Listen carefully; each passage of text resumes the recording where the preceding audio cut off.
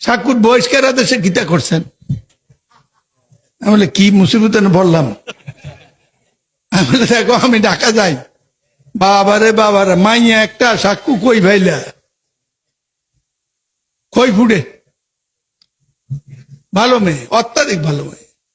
আমি বলছি আমি কথা বলছি যে আজকে রাত্রে তোমারে জানাবো। তো আমি যে ভয় পাইছি তোমার সাহস দাও, ইনশাল্লাহ তোমার জামাই যে অবদান রাখছে আমার জন্য আল্লাহর রহমতে, আল্লাহ আল্লাহ আল্লাহ আল্লাহ যদি দেয়, আল্লাহ যদি করে, ইনশাল্লাহ সাক্ষুর নতুন করে দরখাস্তের দরকার হবে না। তার কাজের বিনিময়ে সাক্ষু দল এবং এইটা নিয়ে আমাদের মধ্যে কোনো মতপার্থক্য থাকবে না।